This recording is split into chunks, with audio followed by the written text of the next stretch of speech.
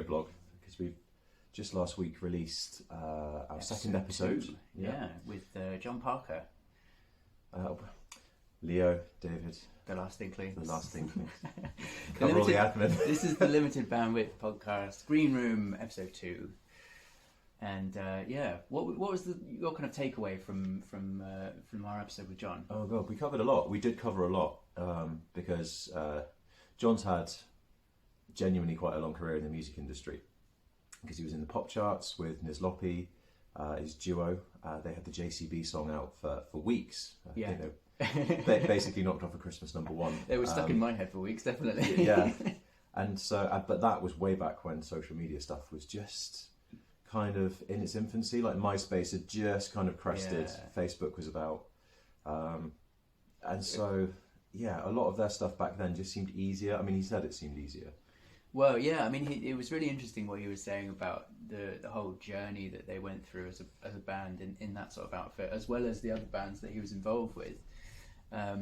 In the early days, there was a very narrow sort of. It was MySpace, then a bit of Facebook. Yeah. But they were the only two in the game, really. And then there was a transition between the two of them. Yeah. But now it seems like there's, I don't know, between 5 and 10 major players in the game, and they all specialize in slightly different things. So like TikTok is very different from YouTube, which it's kind of difficult to structure yourself in a way that... How do you focus? Yeah. Like we've had more conversations even since talking to JP just last week with people who are saying, oh, there's a brand new platform and it's going to claim to do all the magical things and you can only be on that one and you've got to be on it. And it is this, like, I thought an interesting point you raised with a lot of it, like clearly it's changed. Yeah. And since the time when they were first starting as Nizlopi, what has happened now is harder. It's harder to promote yourself. You have to do it more consciously.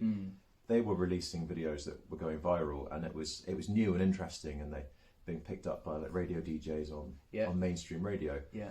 But now you have to force that. If you want to go viral like that, you've got to pay for it. Yeah. You've literally got to pay for the advertising to get the shares, haven't you?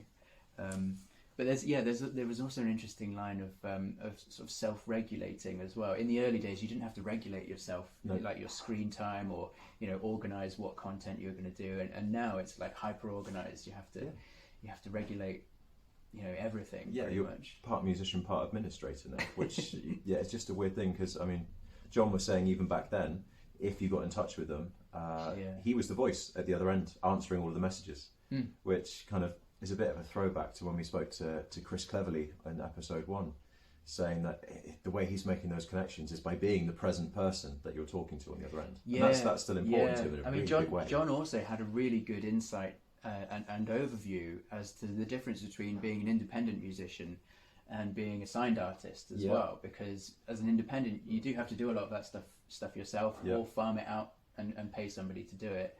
And in the old days, the record label would sort of look after all of that for you. They'd have the marketing team doing the traditional PR side of things, and the artist would just concentrate on the creative side of things. But now, even if you're signed now, you're involved in content creation and all of that, because it has to be hyper personal. That you have to be making it so that they can distribute it, and there's caveats on what they want you to create, all sorts of things like that. But there's a really interesting sort of undercurrent pushback to that from A-list musicians as well, which is, we've been keeping our finger on that pulse just because it's fascinating more than anything else. Well, I think you have to judge whether or not you think you can afford to do it, but I know we were talking with John about people like Florence Welch, Florence and the Machine, and she was asked to do all these TikToks. I know we were saying that it can be quite throwaway content, but her approach is to be like, I'm on TikTok. I've kind of been forced here. Adele had a really quite funny reaction to that as well, didn't she? And that was really well received by her fans. And you've got to wonder, is that a curated viral moment? Like, is that how you do it? Like, I don't know. Like, you play up the irony of it. Like, it's not lost on us that we're doing this through YouTube, which is basically a social platform at this point, and we'll be sharing some of these videos on Facebook as well. And so we're encouraging you to interact with us on a social media platform, and it's a bit of a weird one. I'm conflicted about this personally as well, and it's been something that we've discussed behind the scenes. But these things are important. They need to be said. They need to be communicated as well. It was interesting, the morality aspect of it. We mentioned with John as well. This idea that we are out there flooding our social media with these calls to come and support artists, for example. Buy some tickets for gigs. Yeah, we're seeing this more and more. We're seeing venues like, you please buy your tickets early. You must do this so that we can manage the rest of the infrastructure, and it is immensely important. But this is at a time when we know there are people out there that, look at the cost of living crisis. Look at the fact that we're still struggling with the fallout of the pandemic, which is a slightly different thing. But then you are really batting people every time they come onto the social media. You are probably hidden in their feed saying, "Come on, guys!" Like, almost not wanting to, but laying on a bit of guilt. Yeah. You're like, you've got to buy the ticket. If you want to have the thing, you need to keep paying for the thing and supporting the thing. Yeah, and part of that comes to just supporting live music in general, which is a great thing. But without that, you kind of get the feeling like it's going to fade away. Yeah. And all those bands that you really enjoy are gonna drop away one by one, and it's quite sad and depressing in that sense of things. But on the other hand, there are new opportunities springing up left, right, and centre, and it's kind of, I'm hoping it balances out in the long run, looking at the longer picture, and I think that's an important perspective to keep as well. Well, yeah, especially because that last one kind of bleeds into a slightly different area that we've talked about a lot as well, which is we're not just always present in front of people, as John says, like saying, please buy the album, please come to the gig. Yeah. We're also sort of encouraging those people to stay on social media, and that has its own problems in and of itself. Well, yeah, one thing that we've struggled with is like the at a very simple level, the distraction that it takes away from productivity, like not just creative productivity, but everyday productivity. Like, it's quite nice to hear from John, who is he's a really, really exceptional musician. Yeah. And to think, I know I've spoken to him in the past about the amount of practice time that it takes to maintain that level on an instrument, like the bass, for example, because it's fretless, muscle memory and stuff. Yeah. And the distraction pulling you away from that all the time. I'm definitely struggling with that. Yeah. Isn't it? It's never ending. No. It's omnipresent. And I know we kind of touched on it as well, this idea that because you haven't had enough time to do the practice, because you've been telling people to come to the gig that the practice is for, you turn up at the gig and then you have this horrible moment as a musician where you're like, I'm not as good as I should be.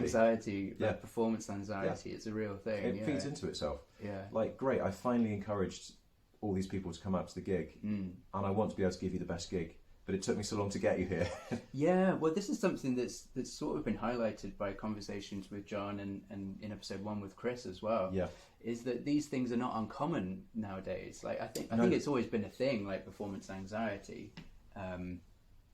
Not having had experience in the 70s or 80s or anything like that. No. But it's certainly always been a thing. But now it's kind of, it feels like something slightly different on a almost on a parallel scale, or something that's once again removed, and it kind of feeds into that feeling of disconnect as well, doesn't it, between the real world and your sort of curated identity. We're starting to call it, aren't we? Yeah. Well, John touched on that as well. This. He was talking about some very personal things that he does for himself. So he's a runner, and he was going on some kind of yoga style meditation retreats, I suppose, really. Yeah. And he felt he had to share that with people, so that he's still projecting this image online of look at me, I'm a successful musician, and I'm a well-rounded person. I think he said it, didn't he? The irony is heavy. I'm doing this for myself, so I have to share it with all of you. And it is bizarre, because you want, in his shoes as a session musician, which I kind of recognise, you want to seem busy, so that people are going to look at you and think, oh yeah, of course I'll book him, you must be good because you're busy. And you're playing this game when... It's the optics of visibility as well, isn't it? You kind of feel the need to always consistently be putting something out. And the thing is, you may well be busy, but that doesn't automatically generate content. And he was talking about, back in the early days, they just had a camera running on things in the studio, stuff like that. Content kind of happened, but... Yes. But what did he say? Now we're going out into the garden at a rehearsal space, taking a picture of a tree and trying to shoehorn it in to say, I am busy, I'm actually here doing something. Some people do that really well, but others, it's a bit of a struggle. Yeah, well, it's out of sight, out of mind, that worry. Again, Chris touched on that. In his opinion, it's okay to sometimes pull back, but JP definitely had that sense of, there's a tension there.